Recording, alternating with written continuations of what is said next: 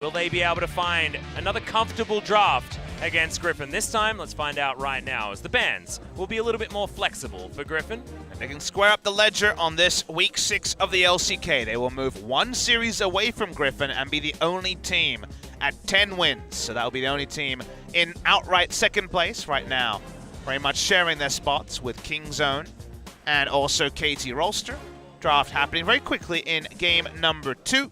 Griffin now on the blue side, banning away the core JJ special champs, but don't want to deal with the Ashe either.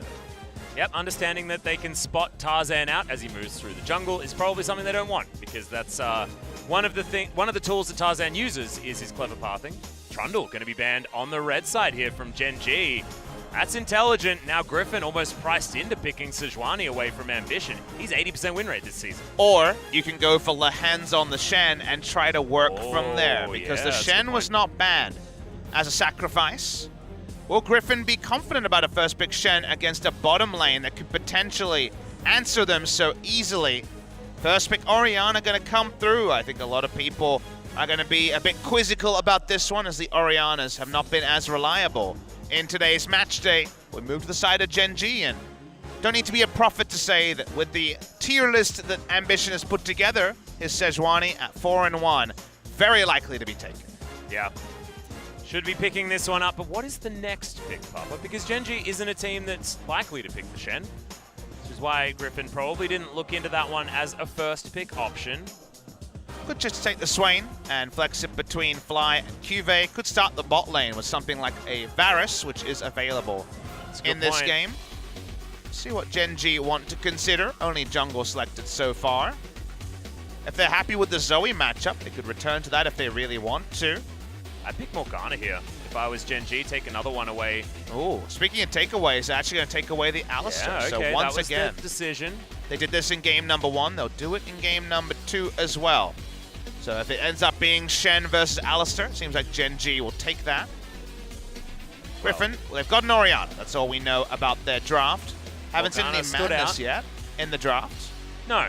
Morgana standing out like a bit of a sore thumb here for Griffin, but what else are they going to pick up here, Papa? There's still a few things available that are high priority, but are they going to stay towards the bottom side, or do they need to get a jungle? Kind of hard to say. Tarzan has been pretty top-heavy in his champion pool. 8-0 Trundle. What the ban came against. Camille is something he's played. The Nocturne is something he's played. The Kindred he will return to in this game. I really hope they find at least 2 winning lanes around the Kindred, because the struggle in the laning phase is one of the reasons the Kindred was so well held in game number 1. And massive Gnar priority to come here on top of Cuvee. Smeb's been doing exactly the same thing. Pick the Gnar whenever it's up. Cuvee and Smeb, one of our two best Gnar players here in the LCK, if not the best. Saw the Gnars that came in our last game. Absolutely fantastic and understandable pick here. And now they can pick away the counters, as the Jace is going to be the first to fall. And I wonder what sword will play, because the Mundo obviously countered by the Gnar. The Jace cannon could be the double ban. Maybe even leave the cannon open and say, hey, I don't really care about on-hit cannon. Griffin do care about the potential for Aurelion Sol to get rolling, so we will not be seeing that this series. Banned in the second round in both game number 1 and game number 2. Do we think that Fly is going to play the Azir, Papa? Is another question on everyone's lips. Camille going to be taken away, as Sword hovered that in our last game. A possibility, but never been a huge pick for him in the past. Zoe is going to be the one targeted onto Fly. Can go to Azir if he feels like it. I like Azir now. How do you feel about Alistar Ezreal, the Kingzone special from spring season of this year? Very reliable lane. They took the Alistar away from Lehens. They'll feel fine about it. It's a very safe choice for Gen G. I feel really good about Ruler picking the Ezreal, Pop Smithy, because he's played it 11 times so far this season, and it's not a spoiler to say that he's got about a 75% win rate. The dude is pretty damn good on this pick, often paired with that of the Tahm Kench. But Griffin now have to round out their roster, and what do they have for us? Anything weird and wonderful, you wonder, in this last round here? Seems like they're returning to the Yasuo Orianna Kindred again. The trio that we wondered about in game number 1. I'd like to see some synergy with the top lane pick. I wasn't a big fan of the Swain last time. But Griffin have also returned to drafts that we didn't necessarily enjoy the first round of. The Lucian Braum, for example, a couple of weeks ago. See what Griffin decide on. At least Morgana's going to offer a little bit more than that of the Tahm Kench, I guess, in the laning phase, but the Cho'Gath going to be picked up here, and Fly might be employing his 100% win rate Galio on the red side here. They've got a very tanky composition. Fair bit of damage augmented over the top as well, but the CC, the bouncy castle, is just so devastating if they can make it work. Plus, the lanes feel pretty good for Gen.G. Gen.G's comp does the same thing every time, whereas Griffin's comp is a creative one that really needs to find some success when Gen.G is strong. 2 items here. Going to be very powerful for Gen.G. Ezreal, Galio. Ezreal's the only damage threat in the late game, so there's potential for Griffin to take it there. But getting to the late game against a draft like Gen.G have, actually finding value out of their bot lane, the Yasuo and Morgana. At least Morgana going to have a bit more lane presence this time. The Shen actually overlooked. Lehen's known for his Shen, but they can't find a spot for it here. Getting the Morgana into the bot lane. There is definitely light.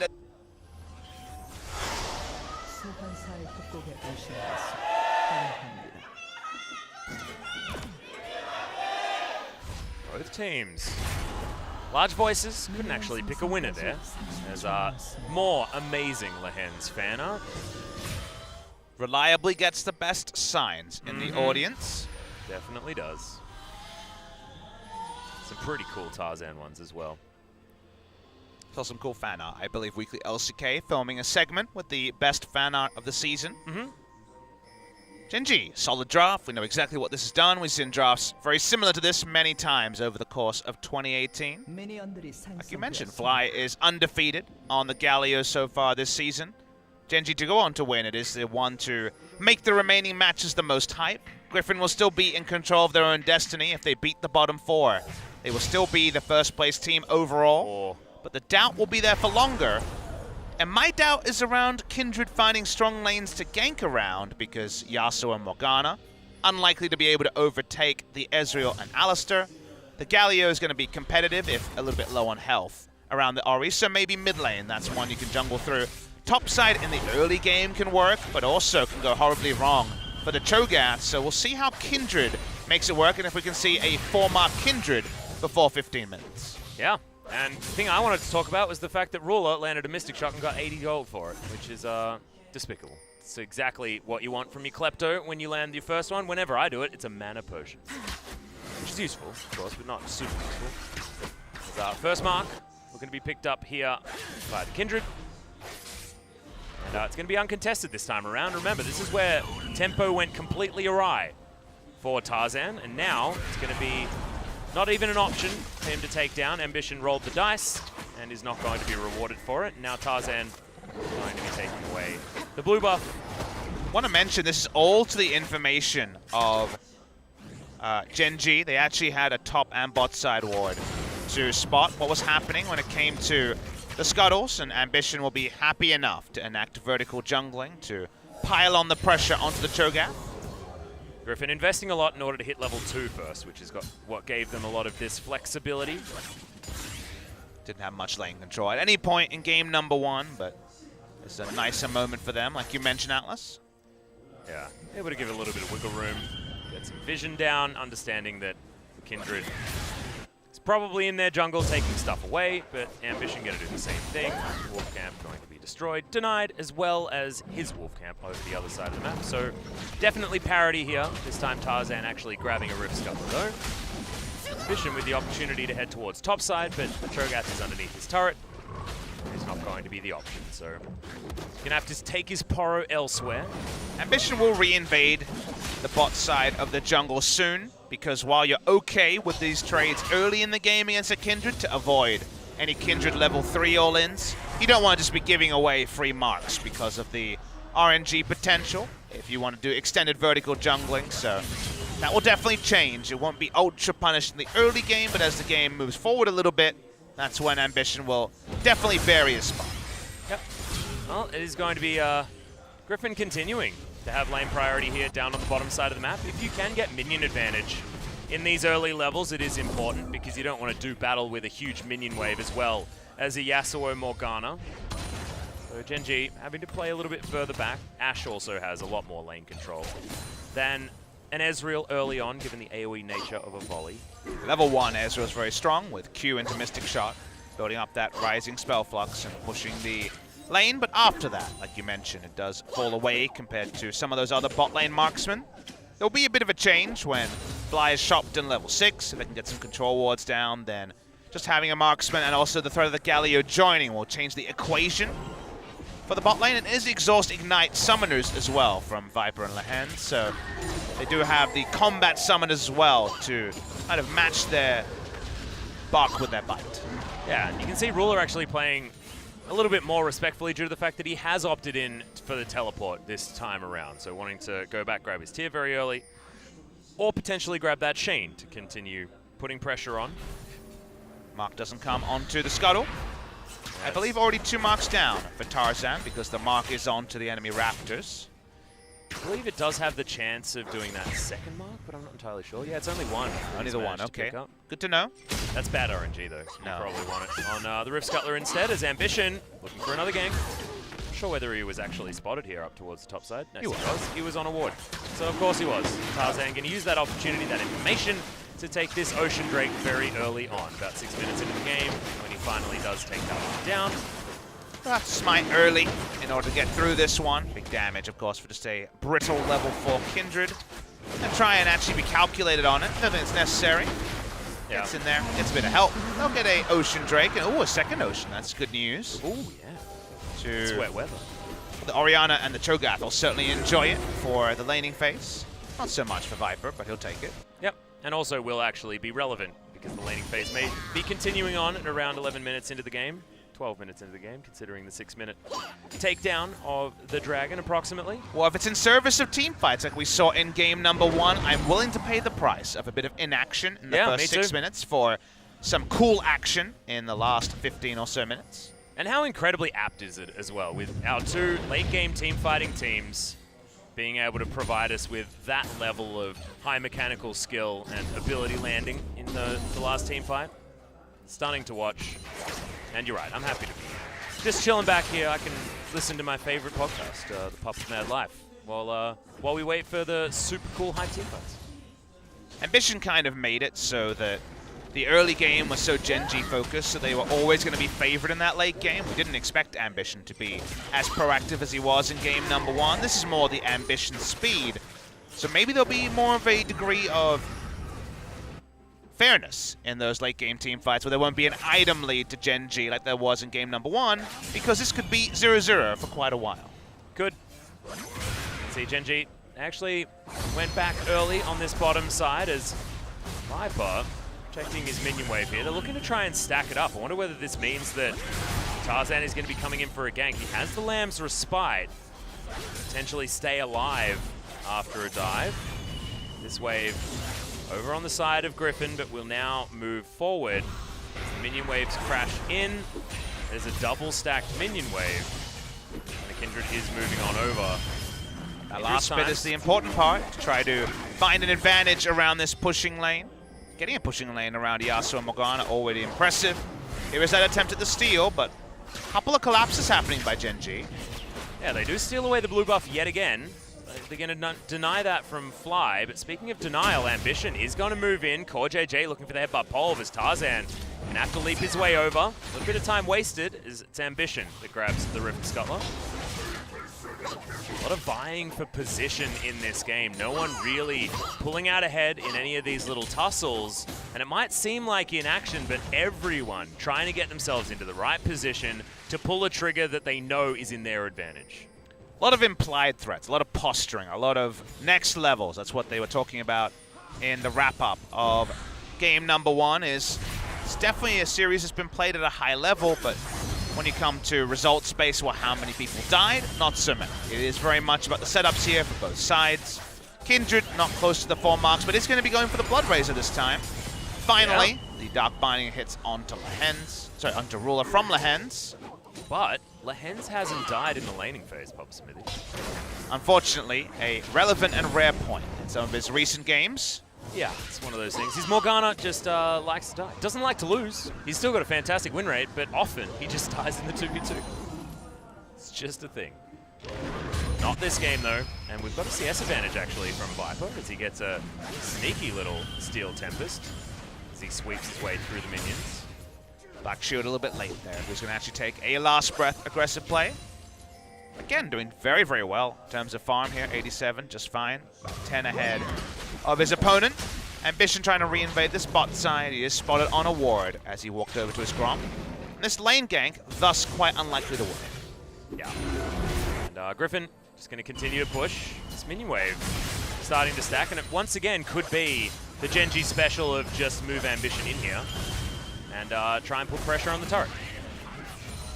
They know he's here, so that's why Viper and Lahens will pull back. Tarzan and Chovy joining as well. One hell of a counter gank if they can actually get it to work, as Chovy moving down from the mid lane. Scry's Bloom is going to come in, and Ambition is going to back. Lahens counting the amount of money that he earned from that to see whether he spotted a piggy, but CoreJJ going to block that one out, and Ruler being crit by that Steel Tempest is dangerous times, starting to really hurt. Despite no AD being picked up, Dark Binding once again going to land as Viper wants it. Soul Shackles, he's going to be broken immediately as the Ignite is ticking down. Knock-up going to come in, but Last Breath not invested, and Griffin just testing the waters against Genji's bottom lane. Trader Flashes sounds on paper big win because support flash for AD carry flash, but Ezreal's going to have the arcane shift, and turning onto Lahens if he ever uses the Black Shield in an inopportune moment is now an option to the side of Genji. So that's the trade that happens there. And speaking of trades, Ambition says, well, don't know about this rubbish bot side, I want a Rift. Yeah, he's going to move over and grab it as well, and this actually could be the turning point. We've seen Shelly be so important to a lot of the victories so far this week. It's been a lot of League of Legends here in the LCK. The nice first shops of Righteous Glory boots and straight up Black Cleaver. As the top lane was certainly an island. Tarzan going to wander over a control ward as Ambition wanted to get in here. They definitely want to take Shelly down. It is going to be a 50-50, but in comes Genji, and Ambition kites it to the back of the pit. Not 50-50 anymore. They will be able to take down the Rift Herald. They invest a teleport for it, but I'd say it's worth. That was definitely one of those Aussie games of my dad could beat up your dad, and then you see how decked that guy's dad was, and you're like, okay, maybe I'm wrong. Yeah, and they just pull away. So while both teleports were very decisive, it was very clear that Genji were ready for the fight first. They were. They were. The ones with the biggest dad, as you put it. Never had that one. The dad didn't necessarily work out very much. He built our house, but he wasn't necessarily a strong guy. So you're saying my dad could bash you? I reckon your dad could bash my dad, because I've met John before, and he's a wonderful man, and he's bigger than my dad. Yes, my dad's name is John Smith. No, my mother's name is not Pocahontas. My dad's name's Randall. And no, he's not a gecko. His last name's not Marsh either. But Randall Anderson, also an amazing generic name. I know, but it means that if you get both the shortenings, he's Randy Andy, which is pretty damn cool. If people are asking about the established nomenclature, by the way, it's Papa Papa. Papa's Papa. Yeah. We can talk about this because not much else is happening. Gold completely even. Shelly hasn't been invested anywhere just yet. Griffin looking for the second dragon of the game. Ambition down here, so it's going to be under the Sejuani's nose. And Tarzan says, well, I'm basically going to die if I try and take this one down. Isn't going to invest any further. This matchup gets better and better for QV as he gets more points. Hyper, point we always talk about in Nara versus tank matchups, and the Black Cleaver also. It means the physical side is going to be doing plenty of damage. The CDR is useful stat as well. Yep. So Cho'Gath's life is getting worse. The Galio still hasn't had to use Hero's Entrance this game, and we'll have a level 2 available shortly. That's his first blue buff that he's got so far, as another Dark Binding is going to land. Ruler having to run away, and that ultimate is certainly going to yield fruit. Does have a stopwatch on the side of CoreJJ, but that's just going to eat through the time of his ult. And First Blood going to go to Tarzan at 13.5 minutes in this game. Not sure whether that meant to mark. That certainly would have been good news, but can it snowball further? As there's a mark available around the Gromp, as well as this outer turret on the bottom side. Griffin may have found an opportunity to get their way in. The Ocean Drake is also something they have control over. Double control ward doesn't suit the Galio Globals, does suit the side of Griffin. Griffin trying to spot here is Chovy. They know what control ward's there. They easily suspect that the Galio is around. Tarzan wants that Ocean Drake, but not going to happen for the side of Griffin. Oh, Ambition still thinking about heading down towards the bottom side with Windwall on cooldown. Good look for the Glacial Prison. Given Kindred is back to farming things out, isn't going to be the option here as CoreJJ finally comes back from the Death Chamber and clears out those pesky wards that were spotting Ambition and Fly as they sauntered around the river. Level 11 for both of our mid laners, rank 2 Shockwave here from Chovy. As it feels like Command Attack doesn't really do anything. It's called Tickling the Gargoyle. Well, Command Tickle was their rejected name for the ability, so that's how it is. Yeah. The Rift Herald picked up earlier, trying to get some of the turret damage back on the bot side, but Tarzan's still here. Well, Shelly is going to get a charge. Not going to be able to take down this turret, though. Great news for Griffin. Shelly invested. Not going to get a whole lot of return for that. It's a Raptor camp now that Wolf really wants to kill. Like moments like this, they see the jungler showing bot side to stop the turret going down. Cuvée put down vision earlier, so a blue buff steal will be very consequential in the mid lane. Orianna can't just shove and poke away the Galio free. Galio going to have a bit more lane control as a result. Speaking of control, they finally have the inside track on this Ocean Drake. They'll be able to match the first one. Griffin got way early. Yep, even on Ocean Drakes now, so that laning phase you were talking about going to be pretty cool for both teams. About 30% CDR now for Cuvée, but otherwise that blue buff is doing absolutely nothing, just utilizing it to deny it away from Griffin. Tarzan had stolen 2 already, so Gen.G able to get 1 back there. So very even, just that first blood separating these 2 teams. Ambition hasn't used his ult. Fly hasn't used his ult. And Ruler, he's on 2 items. He's got that Manamune. He's got the Iceborne Gauntlet this time around, wants it. In this melee matchup against Viper, movement speed very important. Try and get rid of is Core JJ, playing frontline cow in his pajamas. And searching for another Dark Binding. Can be very, very dangerous. Windwall so important here as well for Viper. Trying to prove he's the best Yasuo player on his team. Chovy a flashy Yasuo as well, but the Griffin have shown they have first pick Orianna priority. Oh, Viper just steps up to try and grab that Steel Tempest stack. Does so pretty nicely. Still going to wear off though, so maybe not worth it. Getting very, very far forward, and Lehen's taking a lot of damage for it. Getting poked out as you might imagine in a trade like that. Looking over some of the buff bar here as Tarzan finds Core JJ. Yep, doesn't quite have, does have the ultimate back available. True Shot Barrage just going to get rid of some of the black shield, and Shockwave going to be flashed out of. Chovy certainly would have killed Core JJ there, and was probably surprised that there was still a flash on the side of Core JJ. I was, because he died on the bottom side of the map and didn't actually use it. No, didn't use it that time, and through all that play, ooh, speaking of play, yes. Nice little bit of speakers being used by Sword, who just gives up the minion wave. They do get a mark, so that is a second mark, I believe, to the Kindred on the bot side. Nicely done. Griffin, this time around, the Kindred composition not shut down extraordinarily early on into this piece. And the Yasuo doing way better than expected. Doesn't mean he has big damage now, but the Phantom Dancer was early. The Jorum's Fist into Infinity Edge will be on the way. A lot of lane control around this Ezreal and Alistar lane. And the Morgana, no doubt, a big help on that particular side. Well, now Core JJ just wants to get unlocked so he can start moving around, begin these mid-game skirmishes. Tarzan potentially about to get sandwiched by a big piggy.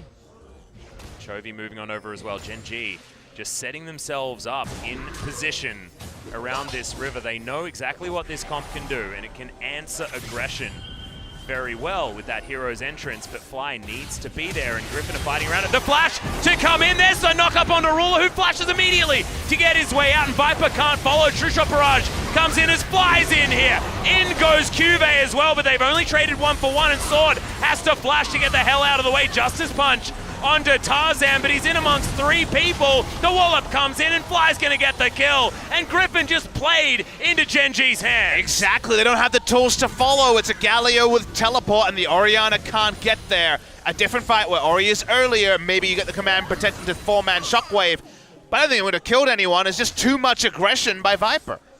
Yeah, we'll have a look at it again. There's the flash, gets the knock-up, gets the last breath, but he's got 2 flashes, Viper. If the Arcane Shift can't be used, maybe they're close enough for Tarzan to kill him in 1 round. But it's a maybe, it's not a definite. And then the definite thing is, how about 5 members of Gen.G are definitely going to be there, and only 4 members could be there for the side of Griffin. Yeah, And now, Gen G are able to snowball that forward. They grab the first turret on the bottom side of the map. Remember, Shelly wasn't quite able to get the work done, but it was still very low. And that means that Gen G, first blood goes over to Griffin. However, first turret is so much more money for the team, and they are going to be ahead by about 600 gold here, moving into the later stages of the mid lane. The mark, an understandable take here, and is going to be picked up by Tarzan. I'm surprised that Gen G weren't lying in wait for that one, but Ambition didn't quite make it over in time. Can't be everywhere on the Rift. They've been in the right position most of the time, but not going to be able to deny the mark, like you mentioned. Third or fourth. Unclear on that one for the Kindred. I believe third, if my calculations are correct, but they are often not, so we'll have to revisit this one. Meganar coming in here for Cuvee on the bottom side. Backing on a ward is Sword, as Gen G, not sure whether they're actually going to be able to do anything with this information, but it's a lot of wasted time for the Cho'Gath, as he knows that Cuvee has lane priority, the 1-0-1 Gnar, reaping the reward of some good teleports so far this game. Gen G, once again, Alistair and Sejuani, escorted by Ruler to start clearing out control wards. Stop there being any topside control for the side of Griffin. Make the Yasuo a bit more accountable as he tries to get his farm. Looking at the total damage dealt, no surprise that most of it comes through from the Gnar, but we're starting to see why Yasuo had a better laning phase, but Morgana has put down puddles and the Alistair side of them. Yeah, Fly's done 700 damage as Galio. It's been a very non-interactive laning phase for the Galio so far this game. Feels very Gen G. Play the Ruin King and the Black Cleaver are done. Hyper is at 5 points, and now Sword says, well, no one item can help me. Maybe I can get a Warmogs and just try to, you know, shrug it off as much as possible. Play the Ruin King and Hyper are going to be doing a lot of work there as, oh god, the chain CC. It's real good though, with the Black Shield for Griffin and the Shockwave onto a couple of members, softening up Gen G. Is it going to be enough though, as Lamb's Respite keeps Viper alive for such a long time? Sword gets in here, he wants Gargoyle for breakfast, he's gonna get it. And now Cuvee, he waddles in, but he waddles in too late. 5v4 from Griffin, gets only a single kill though. Are there any objectives? The Infernal is on the map. Minions pushing, do get the bot lane out a turret. Nice play from Griffin. They had to use a lot to make it happen, and Gen G will not give up Infernal for free. Yeah, they actually looked like they were going to try and contest that, but not wanting to go 4 versus 5. The minion wave, like you say, was enough to take down the outer turret bottom side of the map. And Griffin, they swing back, and they swing hard.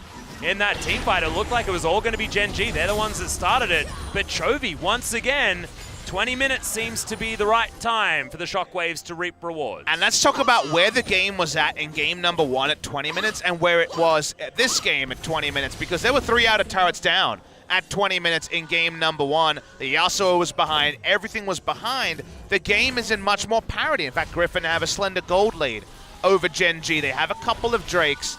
There, let's just show up with 3-item Orianna and 3-item Yasuo, which they once again drafted into 2 games in a row after the Trundle was taken away and Ambition's jungling has been a lot more passive in game number 2, has meant that maybe this plan of weathering the storm may actually work out for Griffin. Yeah, it looks like this plan of playing around bottom side's working out as well. You can see 3 assists on the Yasuo means that he's had a better time trying to make his way into this game at a decent clip, trying to grab that Infinity Edge as fast as possible. As we have a look at the last team fight, yeah, the Shockwave landed, and that's why the Orianna did the most damage. Viper flew in, but had most of Asterix Gauge, and only now finishes that item. Low damage build from the Yasuo, but going to be needed, given that he's going to be womboed in the air for quite a while. Just look at the enemy team and understand what's happening. Yeah, even if you do use your last breath to jump in on top, there are many other options if the rest of Gen G are outside of that particular ultimate. Can we mention one thing that Gen G don't have? They don't have an exhaust, which is actually a pretty big thing to not have against the Yasuo when Ignite for the laning phase to core JJ. With how many times Lehens has died 2v2, you can understand going for the Ignite. But not having an exhaust doesn't matter now, but will matter later. And this comp from Griffin, just like game number 1, all about later. Well, Cuvee actually used his Gnar to get rid of the Cho'Gath on the bottom side, so Sword pretty happy about that trade. Later the Ruin King next on the rank here for Ruler, who does have his transformation, but you can see him being abused by the command attacks, the dissonance coming out from Chovy. Still, he's farming up actually has eclipsed the farm of the Yasuo at this stage of the game. He was losing by about 10 to 20 in the laning phase, but now he's been able to get all of the stray minion waves that have been heading forward. And Dissonance not going to quite fall onto the Ezreal here. But the trade there is that Orianna has been the one he's farming against, and Orianna has her own comfortable lead. 1 item short, or 2 items short. Kind of needs to be Deathcap Void Staff from here to truly have threat on everyone. Maybe the Void Staff third will be the consideration. Yeah, these items have come in pretty fast though, given the fact that he's picked up an assist. Has at least some turret gold here as well, but we're talking about gold, we're talking about advantages, things like that. There is no advantage for either team so far in this game that is worth talking about. It's incredibly close. Gen G, they're the ones that felt like they had the agency, the initiative to try and make the last play. I have a feeling they're going to think twice before trying to do that yet again. Tarzan pokes Wolf over the wall. And now I think Cuvée has the sliding doors choice of going down 2 very different paths. Do you Rage Blade or do you go into a Randuin's? Those are the 2 items you're considering as Cuvée, and it will also give us early spoilers as to how Gen G want to play out this game. Both of them have merit. The Rage Blade lets you double proc Hyper. You already have Blade the Ruin King to be double procced. You double dip, and finally, the Cho'Gath might take some damage. If you don't go Randuin's though, you are just as much paper as some of the other people on your team in a team fight. You might say, okay, they got Galio, Sejuani, Alistair. Maybe you can go full damage on the Gnar, but again, depending on how Gen G want to play out the team fights, the choice here will be very interesting to track. Yeah, we'll see whether Cuvée is actually going to go into the split push. He does like building for lane. You mentioned it earlier on in the series. But Sword is going to be difficult to get through. He almost has his Gargoyle Stone Plate, and he just wants to be teleporting to team fights. This was Sword's identity. When he was in the Challenger Series, we now know him as this Darius player, the Aatrox player, who has been able to get on the carries, but he's super comfortable when it comes to tanks. He was relegated to tanks while Viper was playing hyper carries, and that was how they remained undefeated in Challenger. Very different identity now, as feels like Viper was a mid laner and moved into the LCK in the AD carry position for Griffin. Sword has played the Jace recently, so he does have some carries, but the other one's a bit out of the meta. No one's Dariusing anymore. Mid lane. Chovy is going to Captain Jack out of that one. Probably almost had a heart attack there, but thankfully he has the young man reactions and cleanses extraordinarily fast to get out of the Glacial Prison. He's sitting on 2,000 gold as well, so did not want to die with so much gold in the chamber, and also give up a Baron to the side of Gen G. Infernal spawns in 50 seconds. Let's see if the recall timers are on point here from Griffin. Want to be as chopped up as possible to try to fight for that objective. Yeah, 40 seconds now on that Infernal Drake. So, second Dragon for Griffin certainly was one of those Infernals. Gen G do have vision control down the bottom side of the map. Also, map control, given the fact that they have the more forward vision moving down there. Core JJ is the target that that Lamb has marked on the side of the Kindred. Tarzan deciding that he wants to take down Core JJ yet again. It was an easy mark earlier on, but it might be more difficult now. With that gold unspent, I think Griffin might bait themselves into a fight. 3.5 items onto Ruler. 3 items now on Cuvée, who only buys completed items apparently. He never buys any parts. He just goes back when he has 3,500 gold. Oh, that was so close, just out of range. But a lot of gold being held onto by Chovy as the Infernal spawns means that the gold lead is actually bigger than the negative 200 gold it might first appear. Yeah, and I really like the Frozen Mallet coming out here for Cuvée. It feels like halfway between building for lane and building for team fights, as it does have that extra health, but also slows down the Cho and means that he can't get away from all the on-hit damage that this Gnar will provide. True Shot Barrage going to soften up the Morgana, who could be the target here for Gen G if they want to get a pick at the beginning of this one. Ruler trying to line up these Mystic shots. Flies on a flank as well.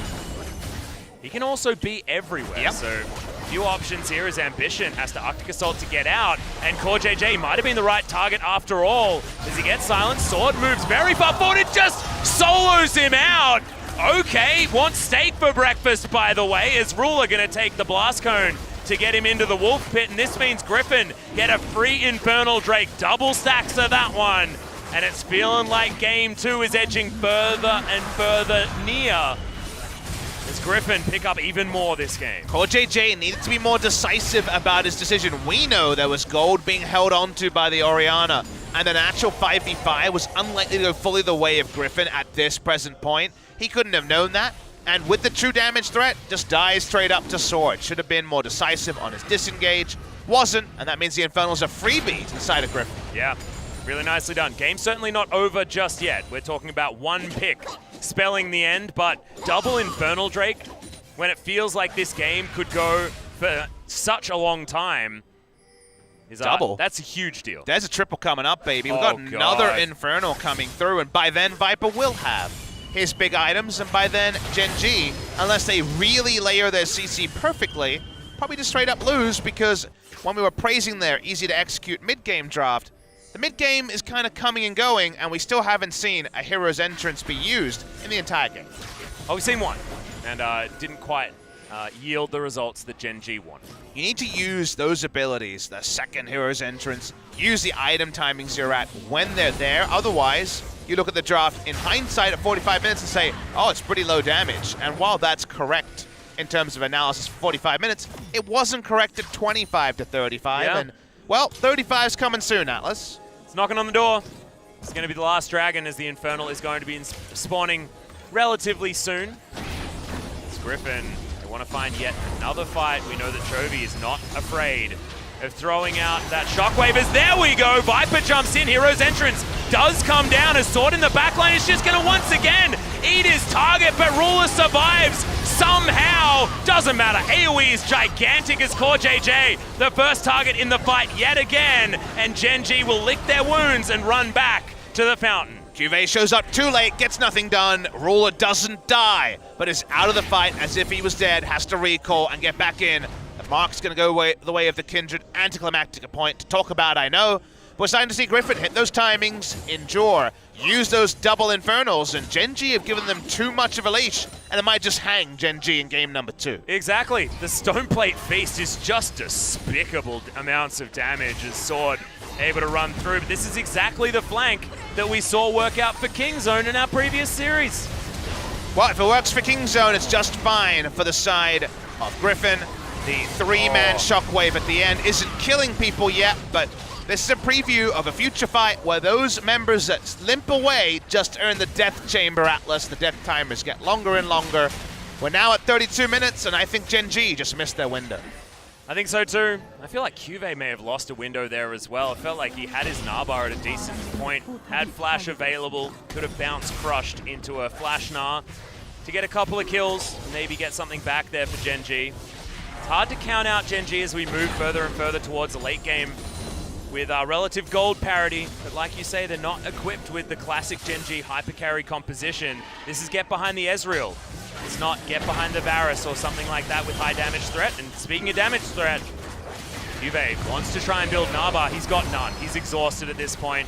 Windwall gonna fly through and stop the True Shot barrage, but now that's on cooldown. As Sword, Righteous Glory to jump on top of Core JJ. They're punishing the pickup of the Alistair as Fly gets a lot of damage with the Winds of War on top of Tarzan, and Griffin decide that that's going to be the end of that, and they'll back away. Chovy was taking blue during that, so wasn't actually involved in the threat. Viper hasn't shot, doesn't have the Infinity yet, I believe.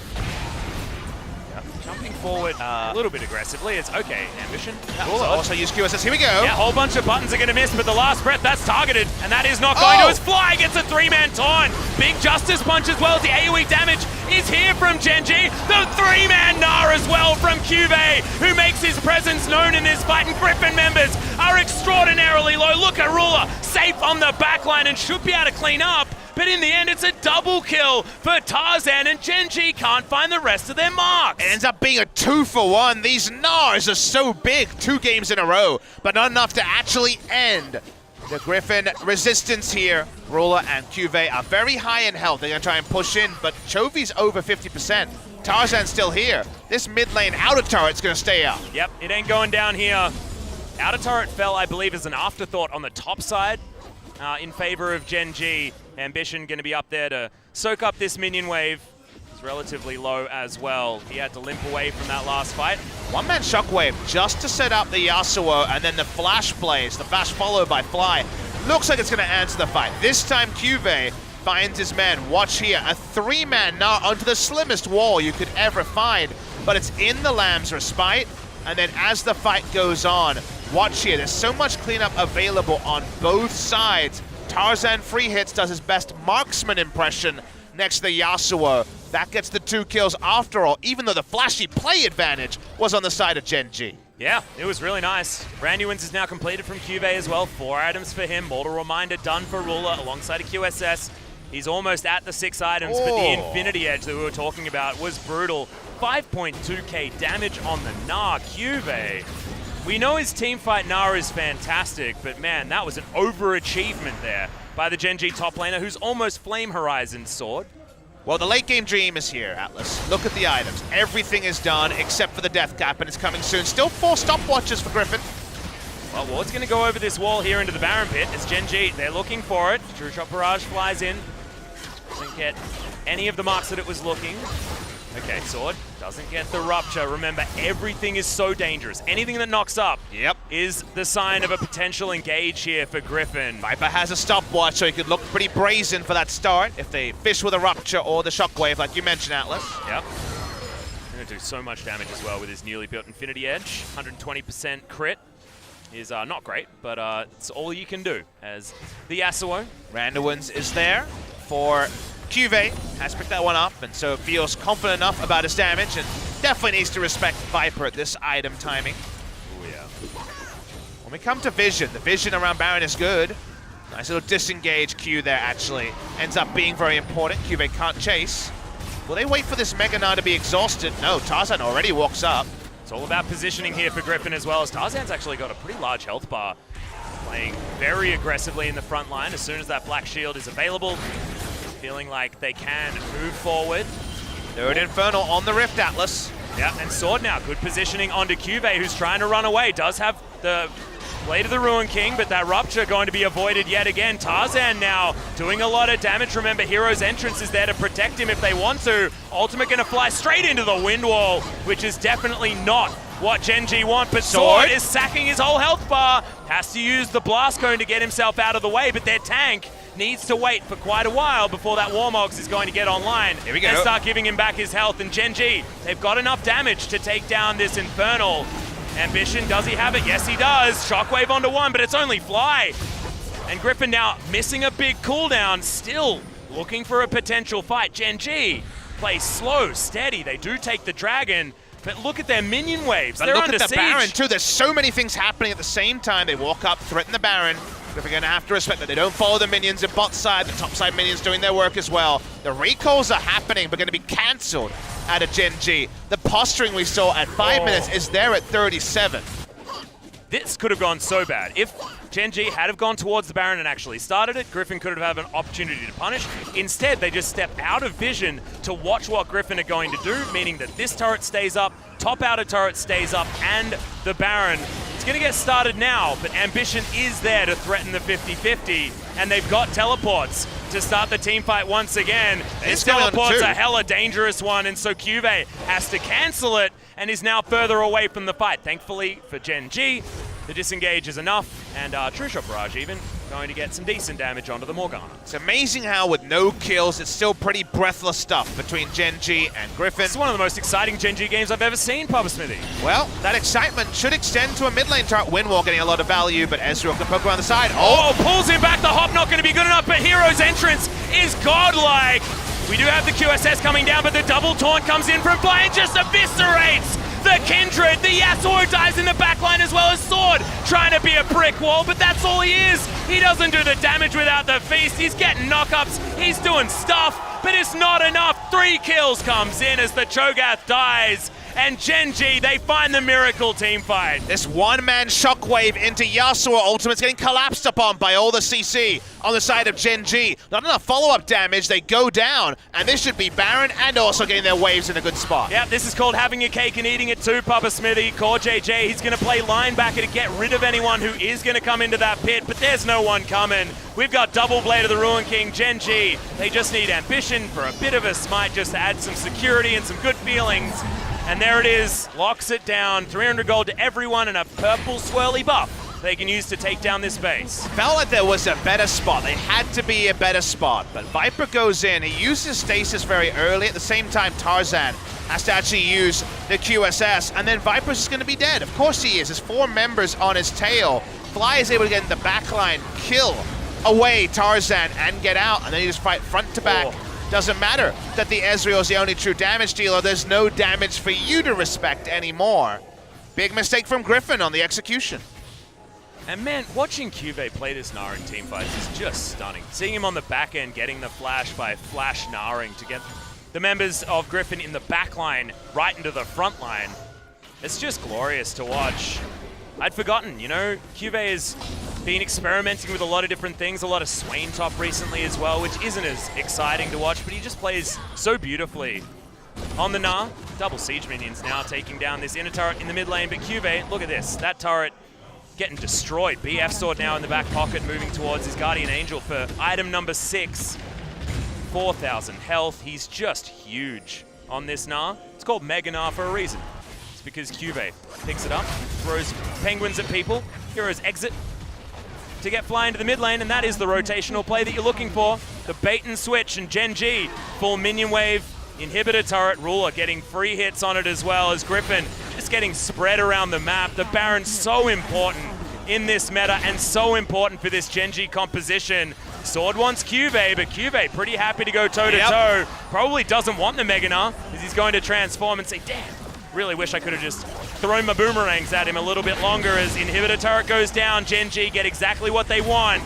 There's True Shot Barrage softening up Griffin. It's like a Requiem. Does a lot of damage if you get it over everyone, and 2 inhibitors down at the same time. Ambition split pushing on the Boar on the bottom side. Griffin have made the game so difficult for themselves, pulling off that fight, making the mistake.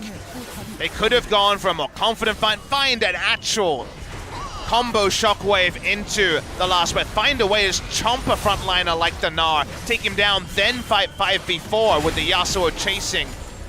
But they kind of straddled the line and ended up with neither, as it seems like Gen G questing on 3 inhibitors on this Baron buff push. Yeah, and look at how spread Gen G are as well. There's no wombo combo to come down because Gen G, look at how far we're zoomed. They're everywhere. Unbreakable Will's going to come in. Looks pretty breakable actually on the side of Core JJ, who's made it his business to be a frontline this game.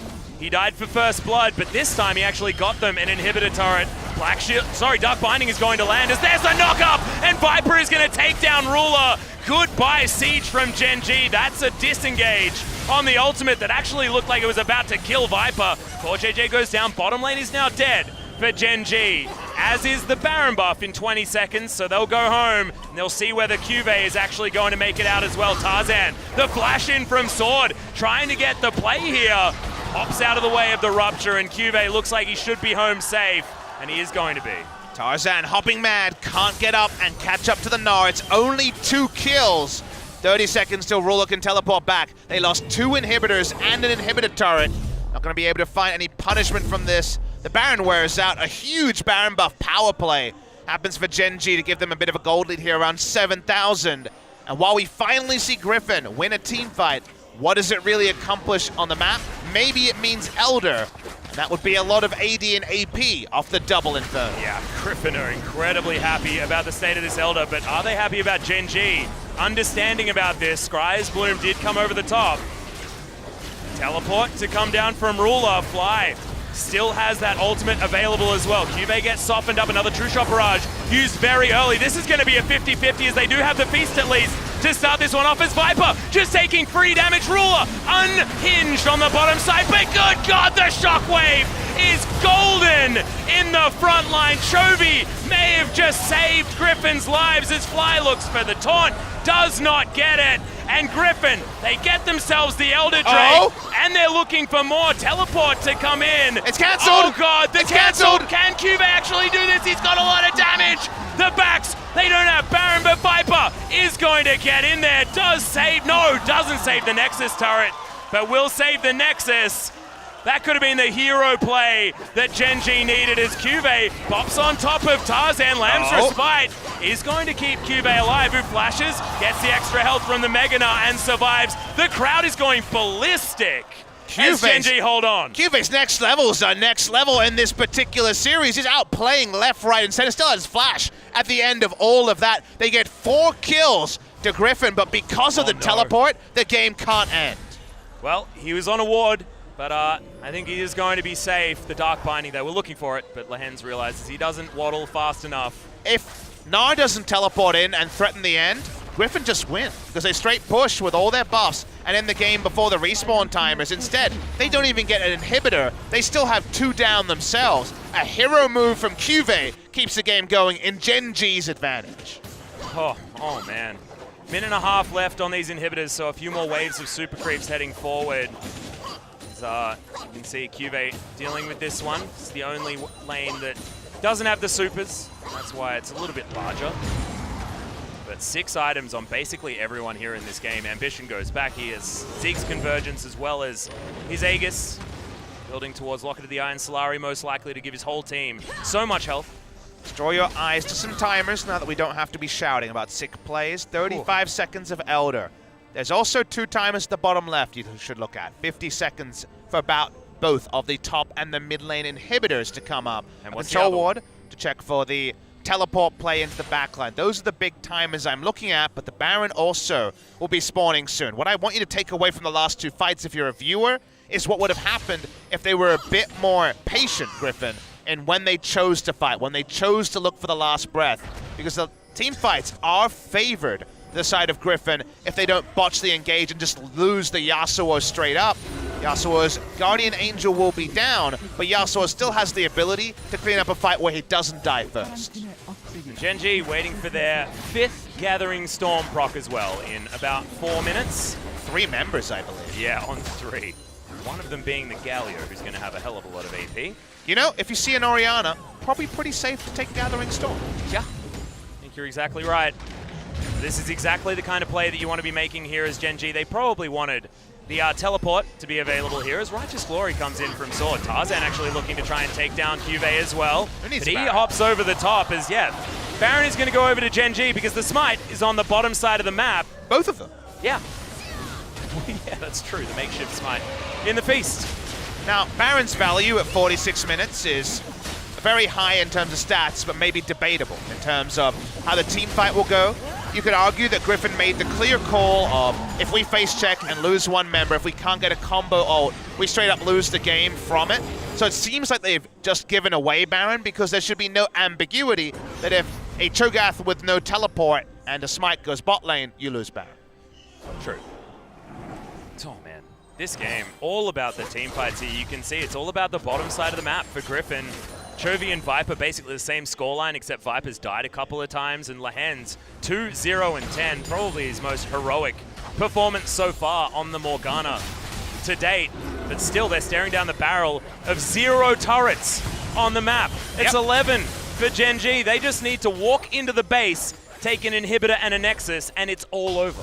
Now, that sounds trivial, but good news for Griffin is you have to come into a pretty corralled spot, and then surely the wombo starts from Griffin. Then surely you get the multi-man knock-up and you fight. They're chasing here. Let's see how long the chase goes on for. Yeah, Ambition is extraordinarily tanky, but is the hero's entrance going to come in time? No, it's not, because Viper just slices through him. The true damage, so important here on the Infinity Edge.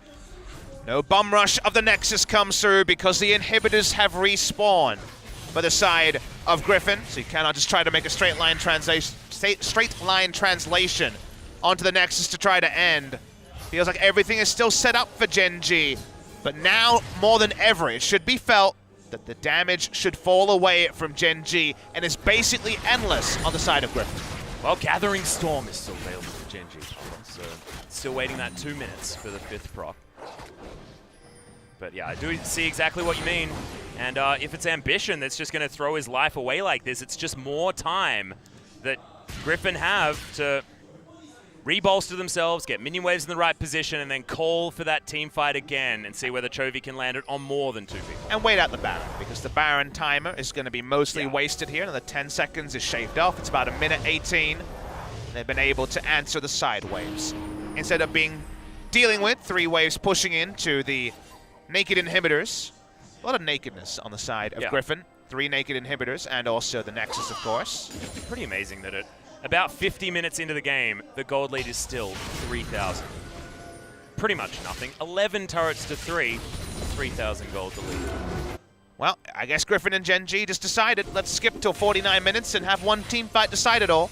QV didn't get the RSVP on that one, decided to go for the backdoor play that basically extended the game. Didn't quite win them the game, but they are still in a really good spot here, Gen G. Viper's got his GA back, and what even happened to him? He got hit by Chovy's spell. Oh. It was 1 or 2. Was that a QW? Yeah. Oh. Wow. May have been a QWE.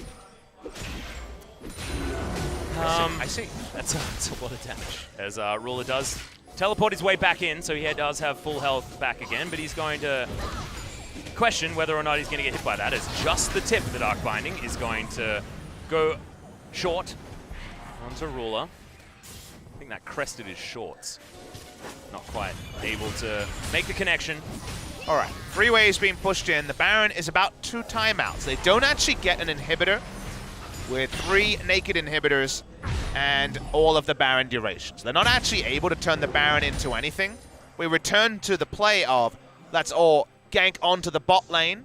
Again, they seem to not want to opt into the AoE ultimates on the side of Gen G. Going to give Griffin the benefit of the doubt. We're not on the first series of the season. We're towards the end here. They got the Sejuani, and that does mean the Baron is wasted.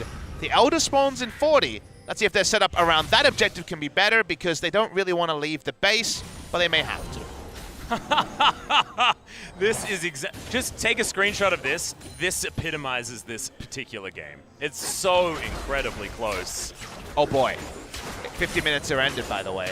Oh, the storm is... it's not close anymore, baby. It's gathered. The storm is the most gathered. I think we have to gather ourselves for some of these team fights coming up. up. We're going to have to. We might actually have a 3rd game after this as well if Griffin can perform the turnaround. Now, there's a problem. Who goes against the Gnar, and does that person actually end up being out of position for the Elder? That's the problem right now. No one can really lane 1v1 against QV, and he's also got a Guardian Angel. Cho'Gath is in, I'm hoping to wave clear mode. Here it is, 120 AP, 72 AD, which means a 387 AD Gnar. That is extraordinary. And Gen G, they're on the we ganking, Elder boys. Drake. They're looking for QV. Can he actually perform his duties this time? Yes. Gets the slow on Tarzan. It's beautiful. And now Gen G need to try and protect their top laner. Tarzan gets the flash and trades it for an Elder Drake.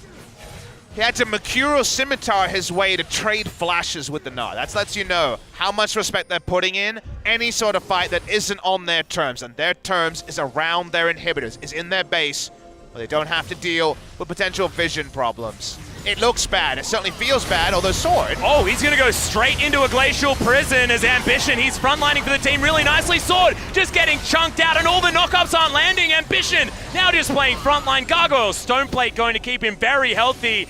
Griffin, it felt like a whole lot of the buttons were used, but Shockwave's still there. Last Breath's still there. Gen G need to be so careful, and look at this ball. It's chasing after the Gen G players. QV wants to take down this inhibitor. They know. Sword now makes his way back in. 1 Q, about a third of the health on Tarzan. Just huge. But man, it's so hard to keep yelling about this because it feels like we're holding our breath and talking at the same time. Well, that's usually a sign there's something exciting afoot. As wow, an auto attack does a lot of damage. Well, no, actually died. Yep, a Viper and Sword should be able to get rid of him. It's a really oh god, okay. They're getting all of them. 2 inhibitors are going to go down, but it's a big sacrifice to come in here from Gen G. There's a 4-man pulverize, but not the one that you get excited about, because that is going to mean a very dead cow. A minute death time is on 3 members. Ruler is not going to try to repel this. He's going to try and find a way to end the game. Okay, he recalls. He's going to be told to pull back. It's only 2 members. Griffin would love to end the game on this push, and there's a chance they can do it. Ambition says, I want to stop the minion wave. He's not going to be able to. Well, I mean, I don't know why the back actually came in there from Ruler. I just feel like he could have ran to the Nexus, taken it down. Ambition going to try and distract some players here as the Arctic assaults his way over. Oriana's on base control, trying to stop that play from happening. Yep, understanding that there could be a ward in this area. 20 seconds for sweep Gnar. it out. Okay, Ambition and Ruler. Ruler doing a lot of damage, and Ambition is going to throw his face into Griffin. The knock-up's going to come down as he does get himself out. The fadeaway jump shot as, oh my god, Viper, he's going to get taken down, but no! Tarzan's there with the Lamb's Respite. They do manage to get the Mercurial Scimitar out of Ruler. He knows that he's the last man standing. He's buying has to time. save it as Cuvée jumps back in. It's an open Nexus, and Griffin, they're just going to bum rush it, but no, everyone explodes and teleports into the Griffin base. Gen G, I think they've just done it. They have done it. They're going to win this game 2-0. Insane ending on this one. Chovy's got the flash. Can he do it? Can he actually get over? Crap. He's got the dissonance. Everyone running back in. How many autos can he get? Oh, the three-man shockwave. He doesn't kill Ruler, though. That is so important. The headbutt to get him out of the way. 2, 3. more. He dies. And Gen G win the game. You have never seen scenes like this in a competitive game. They were so close.